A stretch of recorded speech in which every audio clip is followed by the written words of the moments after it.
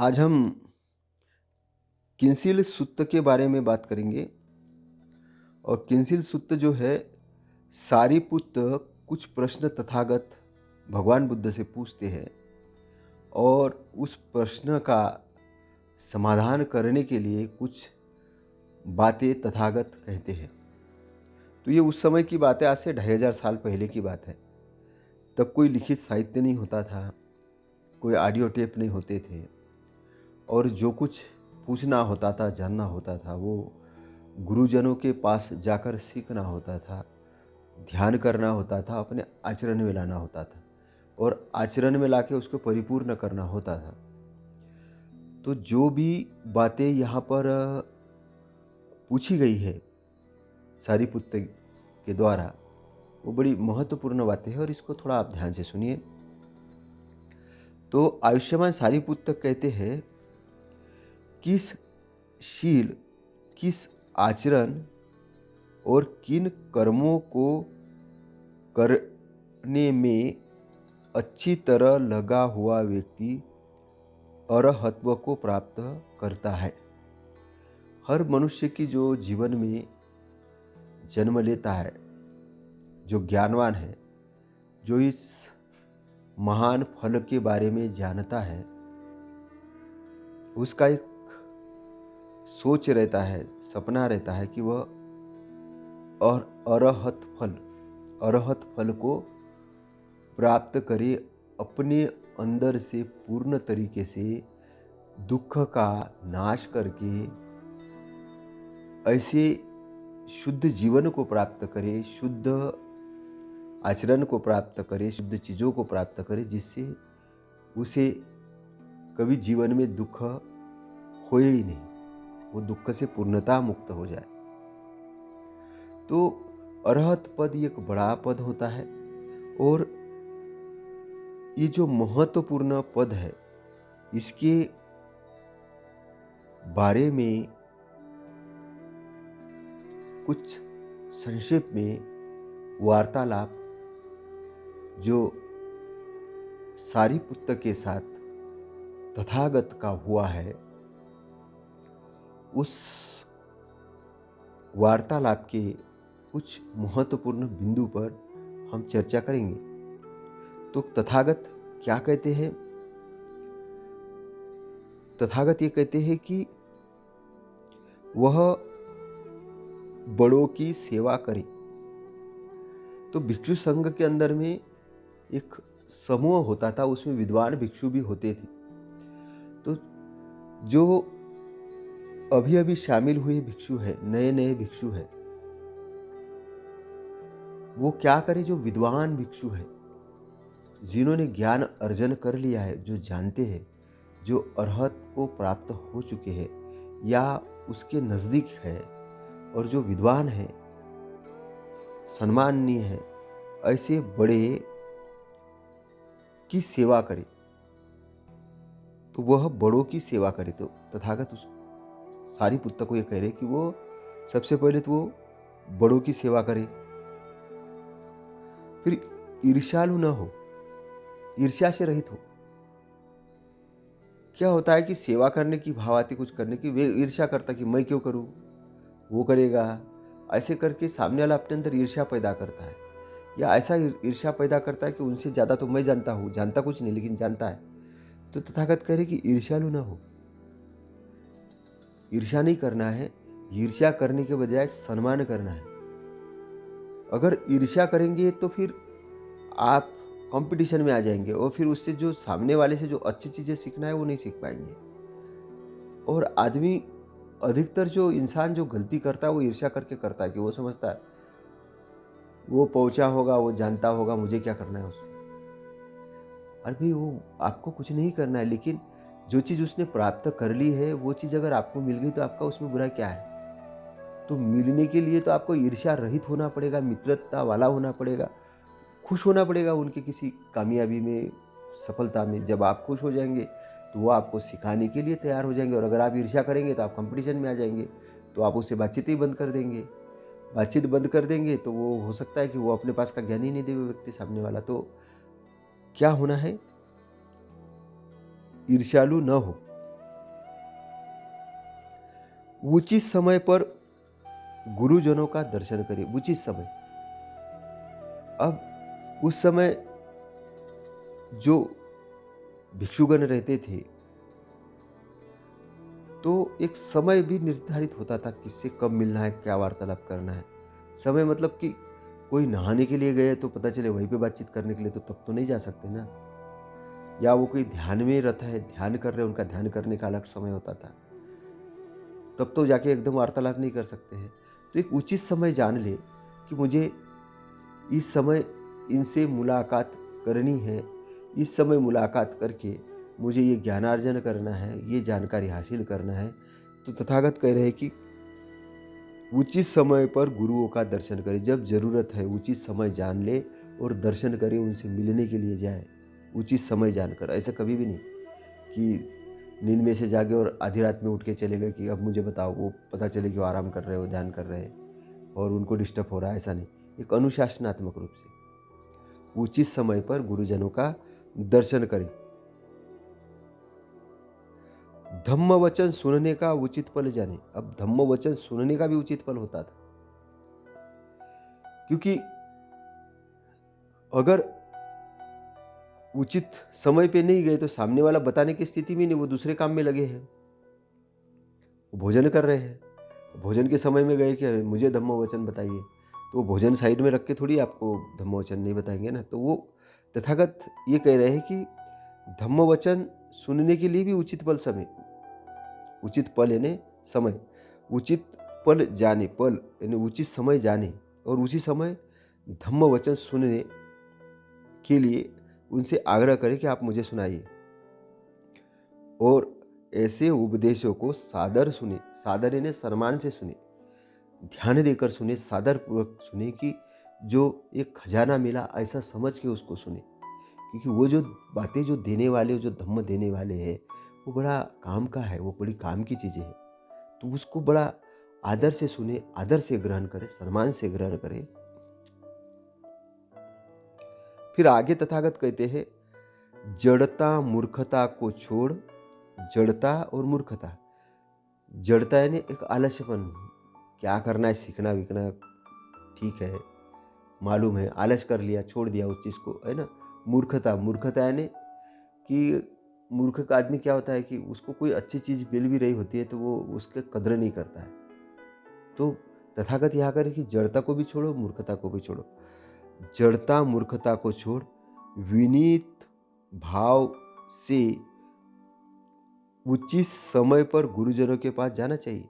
विनीत भाव, विनीत यानी कैसा, अनुशासनात्मक भाव, डिसिप्लिन वाला भाव, बहुत आदर वाला भाव, आदर सूचक भाव लेकर, भाव भी कैसा बनाना, आदर सूचक भाव से जाना है। किसके पास? गुरुजनों के पास। और अर्थ, धम्म, संयम, पबज्जित जीवन का सुमरण कर उनका आचरण करे। और क्या करे? अर्थ, उनसे क्या जाने? अर्थ जाने, कोई भी चीज़ का अर्थ जाने। फिर धम्म जाने, धम्म यानी सिद्धांत, कैसे काम करते हैं, उसका अर्थ क्या है, अर्थ भी जानना है, धम्म भी जानना है। संयम, संयम से जानना है, उतावलापन नहीं करना है कि नहीं मुझे अभी बताओ, ये करो वो करो, उसे उतावलापन नहीं, संयम से, अच्छे भाव से, विनीत भाव से। तथा पबज्जित जीवन का सुमरण कर उनका आचरण करे। प्रबज्जित जीवन, तो उस समय क्या था कि जो पबज्जित जीवन ने घरदार जिन लोगों ने छोड़ा था, तो वो उनका जीवन का उद्देश्य था कि ज्ञान अर्जन करना, समाज सेवा करना और ज्ञान अर्जन करके अपने दुखों से मुक्ति पाना और लोगों को भी दुख मुक्ति के लिए काम करना, लोगों के दुख मुक्ति के लिए भी उनको मार्गदर्शन करने के लिए काम करना। और भिक्षाटन करना, 2-4-5 घर पे जाना, भिक्षाटन करना और सादा जीवन व्यतीत करना। तो ये इस प्रकार का उनका जीवनचर्या होती। तो वो पबज्जित जीवन का सुमरण कर उनका आचरण करे, उसका आचरण करे, पबज्जित जीवन का आचरण करे। तो आचरण के बारे में तो ये 2 लाइनों के अंदर में बहुत सारी बातें तथागत ने बताई, किनको? सारिपुत्त को। फिर आगे तथागत कहते हैं, वह धम्म में रमते हुए धम्म में रत हो, धम्म में रमते हुए धम्म में रत हो, धम्म में लग जाए। अब धम्म यानी क्या है कि उनको अपनी एक छोटी सी छोटी क्रिया को, छोटी सी छोटी बात को, छोटी सी छोटी सोच को बिल्कुल अप्रमाद पूर्वक, बगैर गफलत के, ध्यानपूर्वक होश से अब धम्म में रत होना है। रत होना मतलब लग जाना है। इधर उधर से अपने मन को हटा दे, चित्त को हटा दे, इंद्रियों को संयमशील बना दे और धम्म में रत हो जाए, धम्म में स्थित हो जाए, धम्म के अंदर स्थित हो जाए, धम्म को जान ले। धम्म को जब विद्वान भिक्षुओं से, विद्वान लोगों से जब जान लिया तो फिर उसमें क्या होना है, उसमें स्थित हो जाना है, धम्म में स्थित हो जाए। धम्मिक विनिश्चय को जानते हुए, धम्म का जो विनिश्चय, जो निश्चय है, उसको जानते हुए धम्म को प्रदूषित करने वाली चर्चा में न लगे। प्रदूषित यानी विचारों का भी एक प्रदूषण होता है। जैसे हवा का प्रदूषण होता है, अच्छी हवा, गंदी हवा। तो हम बोलते हैं ना कि इस शहर में बहुत बड़ा प्रदूषण हो गया, लेकिन जंगल में गए, हरियाली की जगह बोले यहाँ तो बहुत शुद्ध है, आपको एहसास हो रहा है, बहुत आनंद आ रहा है। प्रदूषण वाली जगह में सांस लेना भी मुश्किल हो रहा है। लोग तो क्या है, धम्म को प्रदूषित करने वाली चर्चा में भाग न ले। गलत चर्चा, दो अच्छे विचारों को, अच्छे सिद्धांतों को, आपकी शांति को, आपकी अच्छाई को भंग करे, आपको गफलत की ओर ले जाए, ऐसी गलत चर्चा में भाग नहीं ले, उसमें जरूरत नहीं जाने की। तो धम्म को प्रदूषित करने वाली चर्चा में न लगे रहे। तो ऐसी चर्चा में नहीं लगे। दो मिल गए दोस्त, दो उपासक मिल गए, दो या भिक्षु मिल गए, तो वो चर्चा करने लगेंगे इधर उधर की, उनको पता ही नहीं, भूल गए। जब होश से बेहोशी में चले गए तो उनकी चर्चा का स्तर ही कुछ अलग हो जाता है और कुछ भी बोलने लगते। जब कुछ भी बोलने लगते तो ऐसी चर्चा जो होती है वो प्रदूषित करने वाली होती है। तो तथागत सारिपुत्र से कह रहे हैं कि ऐसी चर्चा में न लगे कि जो धम्म को प्रदूषित करती है। वास्तविक सच्चे उपदेश से ही समय बिताए। तो वास्तविक और सच्चा उपदेश है, उसके अंदर ही समय बिताए। समय बड़ा मूल्यवान है। जीवन का मतलब ही समय है। जैसे आप बर्थडे मनाते हो, जन्मदिन मनाते हो, तो क्या मनाते हो, 1 साल आपने बिता दिया, मतलब आप मृत्यु की 1 साल आप नज़दीक पहुंच गए, दूसरे साल पहुंच गए। आपका जीवन 80 साल का है, 90 साल का है, 100 साल का है, जो भी है, 105 साल का है। तो आप एक जन्मदिन मना रहे, मतलब आप 105 साल जिएंगे तो कितने जन्मदिन मनाएंगे, 105 जन्मदिन मनाएंगे। 60 साल के हो गए तो 60 जन्मदिन चले गए, अब 40 जन्मदिन बाकी है। 70 के हो गए तो 30 बाकी है। 100 साल अगर जिए तो 80 में गए तो 10 ही बाकी है। मतलब आप एक साल नज़दीक पहुंच रहे हो। तो क्या है, समय बड़ा महत्वपूर्ण है। एक साल में 365 दिन होते हैं और एक दिन में 24 घंटे होते हैं। तो 24 घंटे के अंदर में 6-7 घंटे सोने के लिए चले जाते, 2-3 घंटे तैयार होने में लग जाते। काम के आपके पास 8-10-12 घंटे, 14 घंटे जो बचते हैं वो बड़े महत्वपूर्ण घंटे एक दिन के लिए। एक दिन में जो 12-13-14 घंटे मिलते हैं वो बड़े महत्वपूर्ण है। इसलिए वास्तविक सच्चे उपदेश से में ही समय बिताए, क्योंकि समय बड़ा मूल्यवान है। समय बड़ा मूल्यवान है तो वो चीज़ को प्राप्त करना है, उद्देश्य बड़ा है, अरहत पद को प्राप्त करना है। तो ऐसा अगर प्राप्त करना है तो क्या है, सच्चे धम्म के उपदेश में ही समय बिताए। तथागत कह रहे हैं सारिपुत्र से, वह दुराग्रह, मजाक, विलाप, द्वेष, माया, ढोंग, लोलुपता, लड़ाई झगड़े की बातें, अप्रिय बोलना, स्वार्थ और मोह को त्याग कर मदरहित संयमी हो विचरण करे। विचरण कैसे करना है, विचरण कैसे करना है, विचरण करना मतलब अपना जीवन बिताना। किन चीज़ों को हटाकर, दुराग्रह, वह दुराग्रह, किसी के प्रति जो दुराग्रह होता है, किसी के प्रति कोई गलत बात अपने दिल के अंदर रख के आदमी चलता है बड़ा बोझ लेके, तो वो उस प्रकार का दुराग्रह पहले हटा दे। वो हटा दे है ना, उसको दिल में दिमाग में नहीं लेना। फिर आगे तथागत कहते मजाक, लोग मजाक कर आया हा हा ये ऐसा वैसा इधर, तो मजाक करना बंद करते। क्या होता है कि मजाक मजाक में बहुत सारा समय निकल जाता है। मैं तो मजाक कर रहा था, मैं तो मजाक, कभी कभी होता है ना कि मजाक मजाक में बहुत सारा समय चला जाता है, तो समय का पता ही नहीं चलता। तो मजाक, विलाप, विलाप कर रहे, दुख, अरे वो ऐसा था, वो मर गया, वो ये हो गया, ये हो गया, विलाप कर रहे, दुख कर रहे। माँ बेटे के लिए दुख कर रहा है, बेटा माँ बाप के लिए कर रहा है, इसके लिए उसके लिए दुख मना रहे, तो वो विलाप को छोड़ दे। तथागत करे विलाप को छोड़ दे, क्योंकि जीवन अनित्य है। जीवन, शरीर क्या है? अनित्य है। शरीर अनित्य है, शरीर अनित्य है, तो अनित्य है तो चीज़ मरने वाली है। अब उसके लिए विलाप और दुख का समय दुख में व्यतीत करके अपने समय को जाया नहीं करे, उसमें से बाहर निकले। तो तथागत कह रहे कि विलाप। फिर द्वेष, किसी के प्रति द्वेष, द्वेष पाल के रखना, मैं तो उसको ये कर दूंगा, मैं वो कर दूंगा, मैं वो कर दूंगा, ऐसा कर दूंगा, वो द्वेष की भावना लेके चलना। द्वेष, माया, माया का मतलब है कि जो सही चीज नहीं है, जो सही चीज नहीं है, कोई भी मतलब जो कि मान लेना किसी भी चीज को, किसी भी चीज को मान लेना जो वास्तविक नहीं है उसको मान लेना, तो ऐसी माया।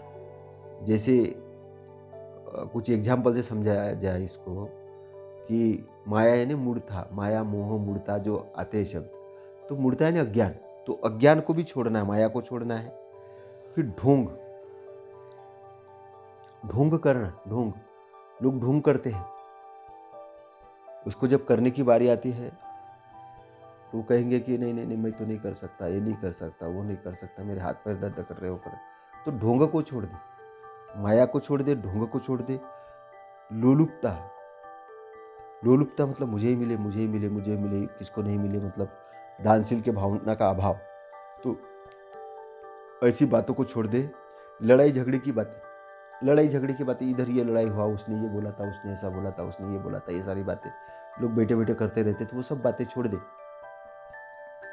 अप्रिय बोलना, कसकस बोलना, किसी को कुछ भी बोल दिया, किसी को डांट दिया, किसी को गाली दे दी, किसी को ये कहते, अप्रिय कसकस बातें हैं, उसको छोड़ देना।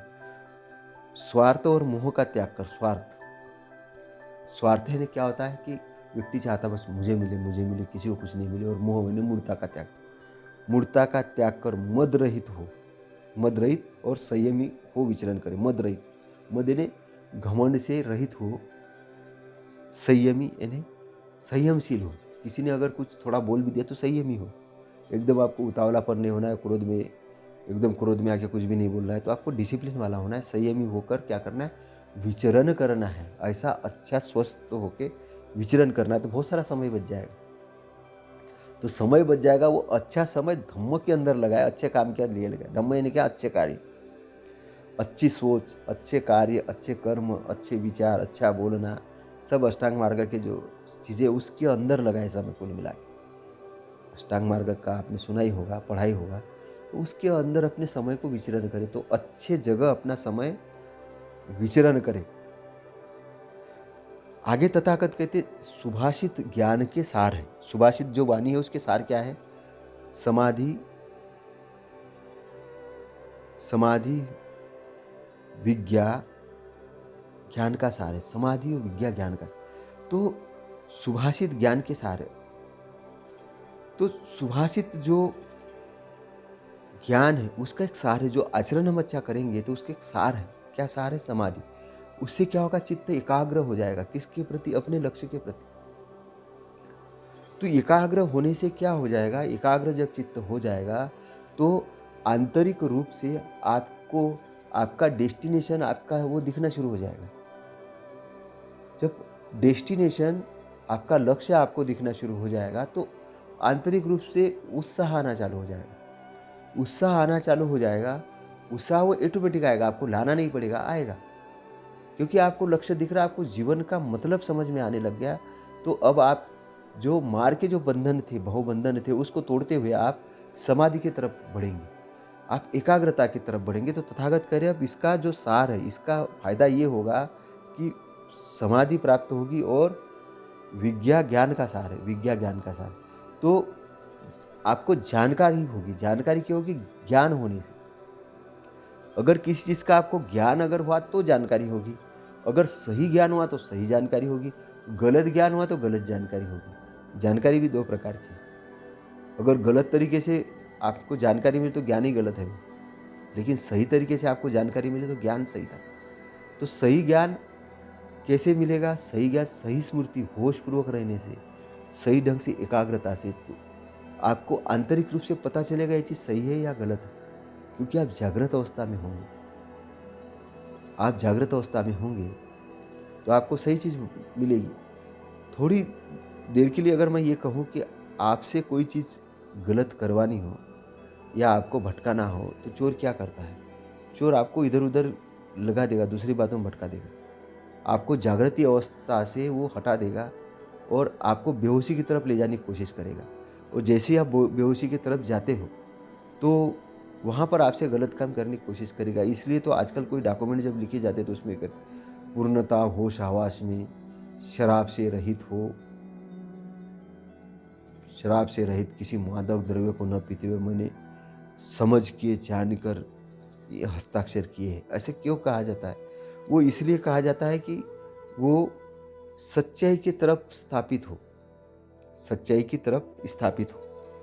तो सुभाषित ज्ञान के सहारे समाधि, सुभाषित जो ज्ञान है उसका सहारा है समाधि।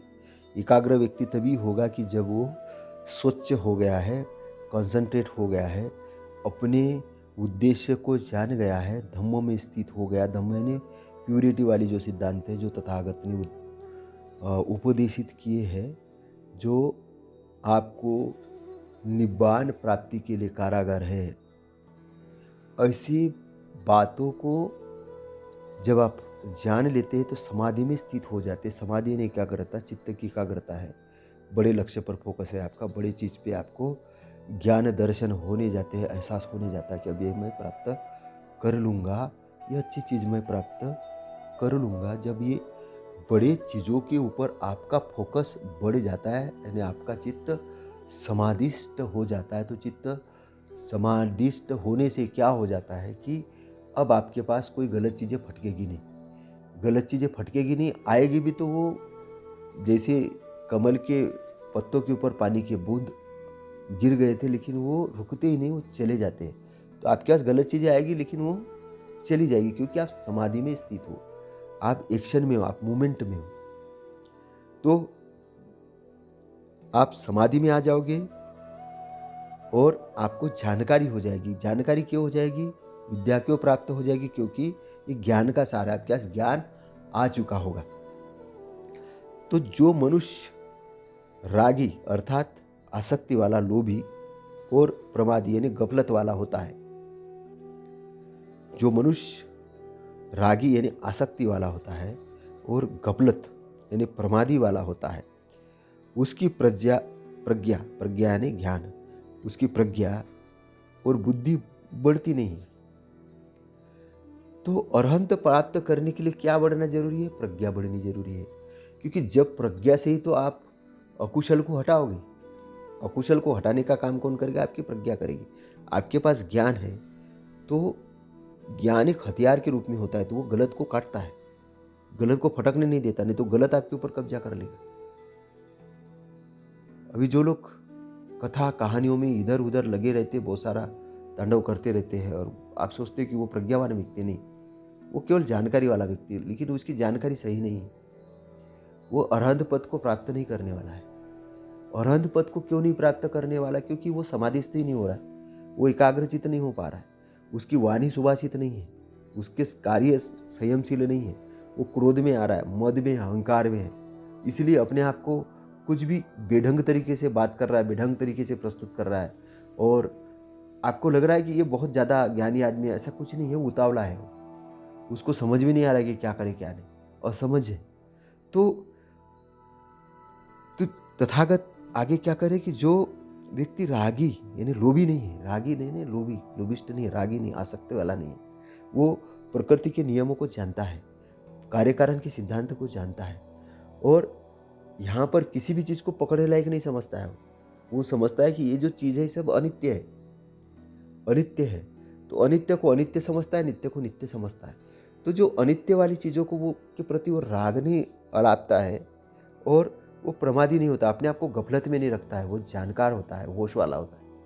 तो होश वाला होता है तो उसकी प्रज्ञा यानी ज्ञान और बुद्धि बढ़ती, तब क्या होती है उसकी प्रज्ञा और ज्ञान यानी बुद्धि बढ़ते जाती है, विजडम बढ़ते जाती है, उसको दिखते जाता है। विजडम का मतलब सामान्य ज्ञान और बुद्धिमत्ता में क्या अंतर है।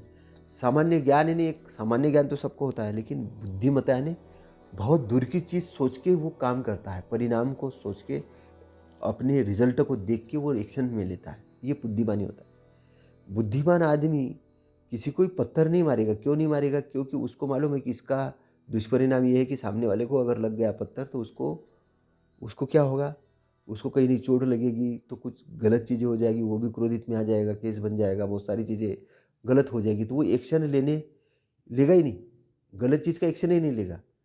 तो गलत चीज़ का जब वो एक्शन नहीं लेगा तो उसकी रिएक्शन जो रिजल्ट है वो गलत आएगी ही नहीं। तो जो बुद्धिमान आदमी है वो एक्शन में ही ठीक करता है अपने आप को, एक्शन में रहता हुआ सही एक्शन करता है। एक्शन में तो सब है, लेकिन एक्शन में रहते हुए सही एक्शन करता है, वो रिएक्शन में नहीं होता।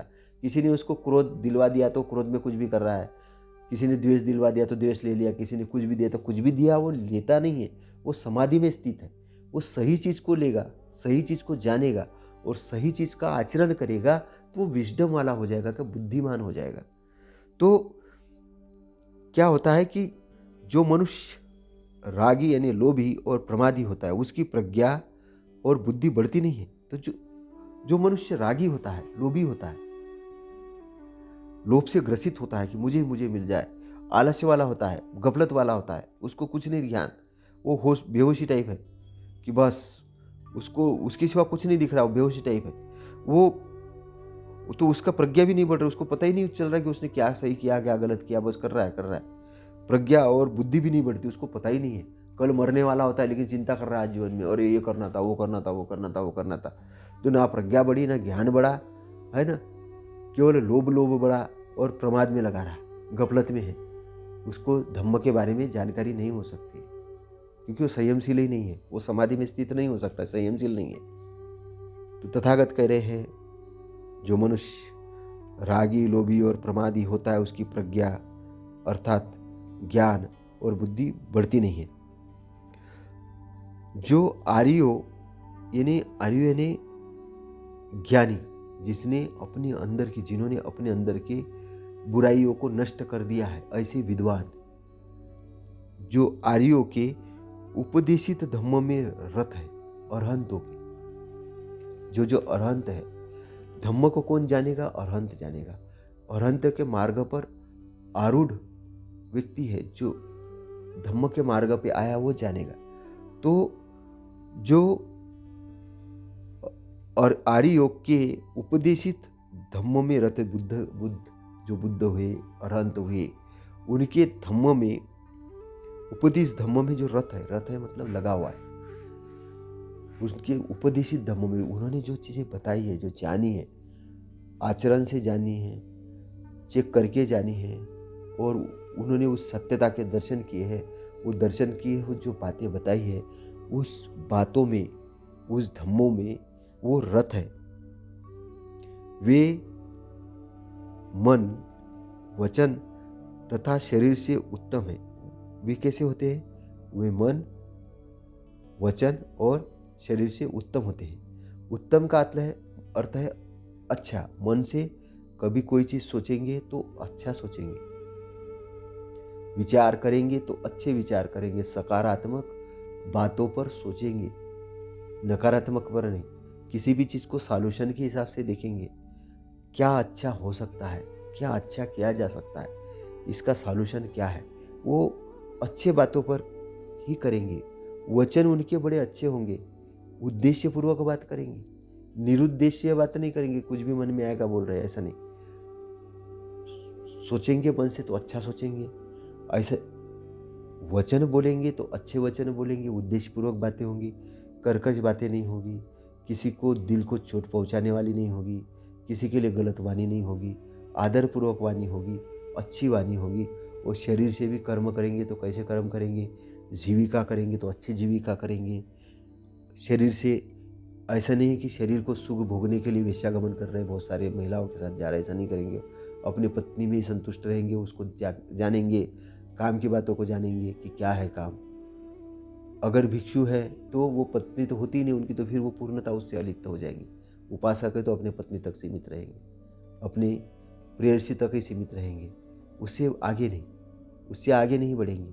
तो गृहस्थ डिसिप्लिन में रहेगा, भिक्षु है तो डिसिप्लिन में वाली बात नहीं। वहाँ तो उनको पत्नी है नहीं, उन्होंने तो अपने सांसारिक जीवन को त्याग दिया है, लेकिन उनका जीवन धम्म के अंदर स्थित है। और धम्म का मतलब है कि अपने आप को ज्ञान अर्जन करना और धम्म का प्रचार प्रसार करना, ताकि पब्लिक भी सुखमय हो, वो दुख से मुक्त हो सके और शोक रहित होकर, दुख रहित होकर वो आनंदित हो। तो उनका जो मन है, उनकी जो वाणी है और उनका शारीरिक जो आचरण है, ये अच्छा आचरण बन जाएगा। और वो जो अच्छा आचरण है, मन, वचन और शरीर का जो अच्छा आचरण है, वो एक उत्तम होगा, बहुत अच्छा होगा।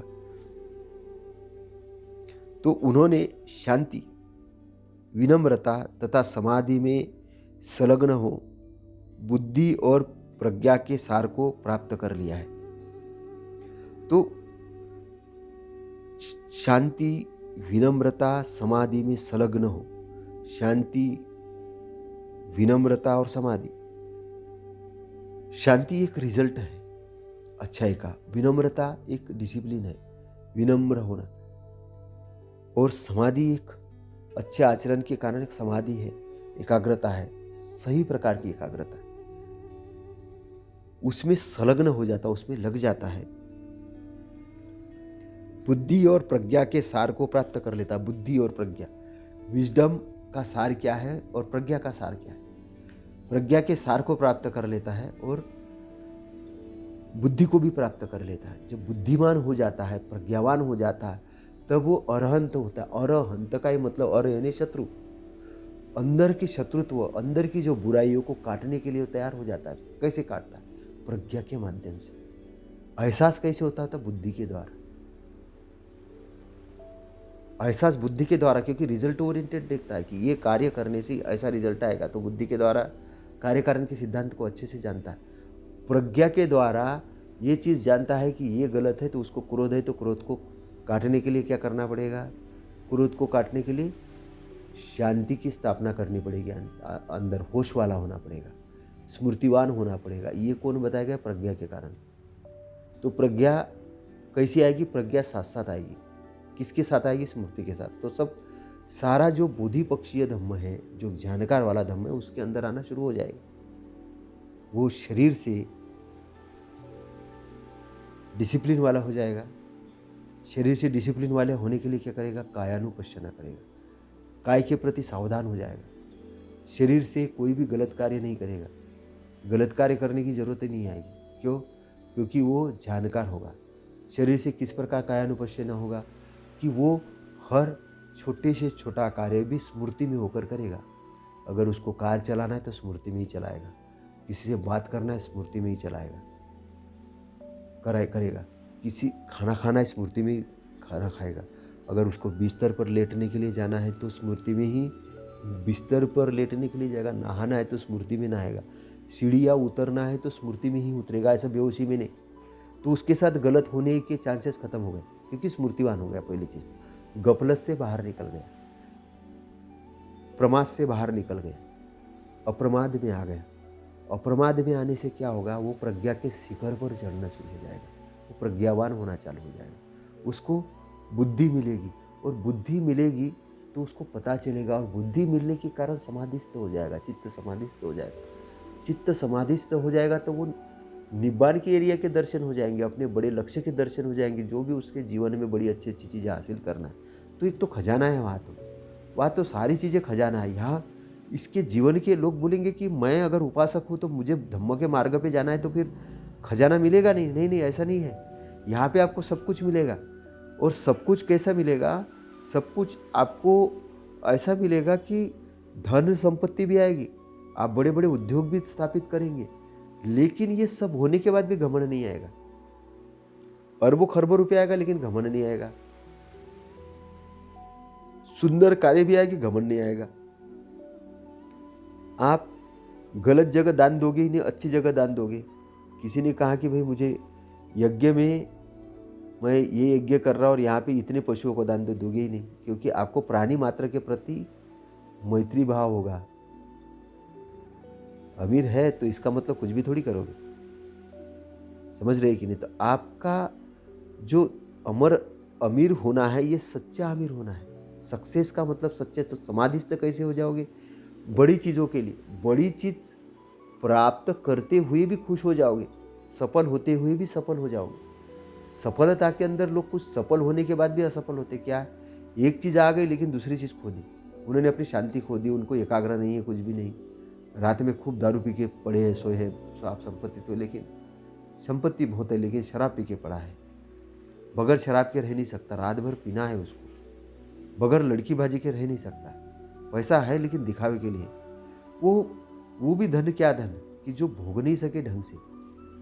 वो भी शरीर, क्या ढंग जिसका उपयोग नहीं कर सकते ढंग से। कचरे के अंदर डलवा रहे लोग अपने शरीर को। खूब पी लेते हैं, खूब गांजा पी रहे, खूब सिगरेट पी रहे, कुछ गलत सलत काम कर रहे हैं, अपने को अनडिसिप्लिन कर रहे हैं, बोल रहे हैं कि हम बड़े महान आदमी हो गए। तो धम्म के अंदर आया हुआ व्यक्ति ये सब गलत चीज़ों से हट जाएगा। गलत चीज़ों से हट के वो क्या होगा? सुख में स्थित हो जाएगा। जो शरीर आपको मिला था, क्या उसको खराब करने के लिए थोड़ी मिला है आपको। शरीर को आपको स्वस्थ रखना है, वो स्वस्थ रख के फिर उस शरीर के माध्यम से अच्छे कार्य करना है, सफल भी होना है, और पूरा डायमेंशन के साथ, सब चीज़ों के साथ सफल होना है। एक ही चीज़ में सफल नहीं होना है। कोई आदमी धन कमा लेता है, स्वास्थ्य कमा देता है। कोई खूब सुखी है लेकिन पैसा ही नहीं है।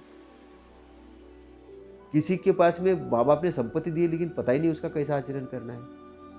वो संपत्ति उसके लिए गलत काम कर रही है। तो बैलेंसिंग चीज़, तो धम्म क्या है? एक बैलेंस करता है। जब आप अच्छी गाड़ी चलाते हो, जब बहुत अच्छा मजा आता है गाड़ी से, उसका साउंड लेस गाड़ी है, वो बहुत अच्छी चल रही, सेफ्टी पर्पज है, सब है, आनंद आ रहा, बैठने में क्यों आ रहा, सारी चीज़ें ठीक ठीक जगह पे लगी है। ऐसे जीवन में भी सारी चीज़ें जब आप ठीक कर लेते हो, स्थिर कर लेते हो, तो कहाँ से स्थिर होगी? वो आपके आंतरिक रूप से स्थिर हो जाएगी। आंतरिक रूप से कैसे स्थिर हो जाएगी? आपके मन के कर्म। सोचना है तो अच्छा सोचना है। क्या करना है? शुरुआत वहीं से होती, मन से। मन पूर्वगामी है। जितने भी रिजल्ट है वो मन के कारण है। तो मन क्या करने का काम करता है? मन सोचने का काम करता है। सोचता आदमी का ऐसे मन के कारण, और स्मृतिवान होने के कारण उसको सारी अच्छी चीज़ें याद आती है। अगर बेहोश में है तो गलत चीज़ें आना चालू हो जाएगी। तो एक के साथ दूसरी चीज़ कनेक्टेड है। मतलब आप समझिए, एक चीज़ पे अगर आप परिपूर्ण है, आनापान सती काय के लिए करते, उसमें आने के लिए। होश काय के लिए होता है? स्मृतिवान रहने के लिए। स्मृतिवान रहने से क्या होता है? अच्छी चीज़ें आपको जानकारी में आती है, गलत चीज़ें से आपको छुटकारा ऑटोमेटिक मिलना चालू हो जाता है, क्योंकि आप होश में हो, बेहोश में नहीं हो, गफलत में नहीं हो। गफलत का मतलब ही यहाँ पर प्रमाद है। तो गफलत में नहीं होंगे, आप प्रमाद में रहित होंगे, तो आप अप्रमाद में होंगे। अप्रमाद में होंगे तो गलत चीज़ को आप जान लेंगे। गलत चीज़ को जान लेंगे तो अपने अंदर गलत चीज़ रहने ही नहीं देंगे, उसको बाहर उठा के फेंक देंगे। वो काय के माध्यम से होगा? वो प्रज्ञा के माध्यम से होगा। आपको सारी चीज़ें, अब आपका दायरा बढ़ते जाएगा, दायरा बढ़ते जाएगा, तो आपको बड़ी चीज़ें दिखना चालू हो जाएगी। आपका ड्रीम बढ़ जाएगा, आपके सपने बढ़ जाएंगे, आपके बड़ी चीज़ के ऊपर आपका फोकस हो जाएगा। जो आपका फोकस होना ही समाधि है। जब आप अच्छे समाधि में स्थित हो जाओगे तो आपके साथ जो बड़ी घटनाएं हो रही वो ऑटोमेटिक होना चालू हो जाएगी। ऑटोमेटिक क्यों हो जाएगी? आप समाधि में स्थित हो, सारा ब्रह्मांड आपके लिए काम कर रहा होगा, आकर्षण का नियम काम कर रहा होगा। तो समाधि में स्थित होने के कारण क्या होगा? अब आप बातें करेंगे, किसी से बातें करेंगे तो अच्छी बातें करेंगे, क्योंकि अब द्वेष को नहीं आने देंगे। द्वेष आएगा क्या, हम क्या है, क्रोध आएगा, अहंकार जगेगा, क्या तुम सबसे अच्छा तो मैं हूँ, उसके पास क्या है। तो तालमेल नहीं करना है यहाँ पर अपने को नित्य जानना, अनित्य को अनित्य जानना है। घमंड आता है तो जानना है कि संपत्ति अरबों की संपत्ति है, लेकिन ये मेरे शरीर के साथ जाने वाली है। क्या मेरा शरीर जाएगा, संपत्ति इधर ही रहने वाली है, तो उसके प्रति घमंड करने के बजाय उसको एक साधन मानो। साध्य नहीं है, साध्य प्राप्त नहीं किया है। अरबों रुपये प्राप्त साध्य नहीं है, साधन है। काय के लिए है? जीवन जगने के लिए, जीवन का आनंद लेने के लिए, बस, उससे ज़्यादा नहीं है। साध्य क्या है? साध्य है दुख से मुक्ति, अरहंत पद की प्राप्ति। तो अरहंत पद को समझना है।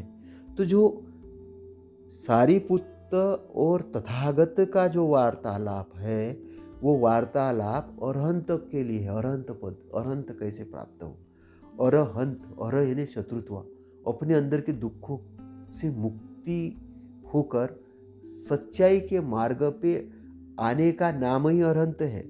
इसको बहुत बड़ा मत बना देना। लोग बहुत हो जाते, अरहंत का मतलब क्या। प्रज्ञा जहाँ पर है तो शत्रुत्व गायब होगा ही। शत्रुत्व गायब होगा तो अरहंत पद मिलेगा ही मिलेगा। तो आप प्रोसेस के अंदर में आ जाओ, रिजल्ट की चिंता मत करो। लोग रिजल्ट की चिंता करते हैं और वो चाहते कि बस एक दिन में वो बुद्ध बन जाए। और कुछ लोग तो ऐसे कल्पना में रहते हैं कि बस बैठे बैठे हमको बुद्ध हो जाए। कुछ लोग तो ये सोचते कि मतलब वो उनके अपने तर्क है। तो ये ऐसे तर्क नहीं चलेंगे। प्रोसेस वाली चीज़ है। जो काम करना है वो करना है। मन, वचन और शरीर से सकुशल कर्म आप करेंगे तो आप एक एक स्टेप आगे बढ़ जाएंगे। एक एक स्टेप अगर आप आगे बढ़ते हैं तो आपकी गति सद्गति होगी और आप सद्गति होकर अरहंत पद को प्राप्त कर लेंगे। आपकी मुक्ति हो जाएगी और आपको धम्म का पूर्ण आनंद मिलेगा। शांति पद प्राप्त होगी, आपके जीवन में खुशियाँ लौटेगी और आपका पूरा जीवन अहोभाव से आनंद से भर उठेगा। और इन्हीं बुद्ध वचनों के साथ में मैं कांसील सूत्र को यही समाप्त करने की आपसे इजाज़त लेता हूँ।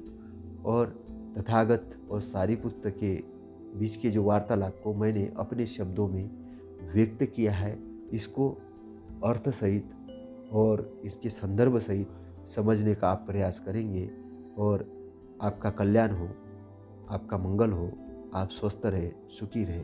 इन्हीं आपके लिए शुभ कामनाओं के साथ नमो बुद्धाय, नमो धम्माय, नमो संघाय। साधु साधु साधु।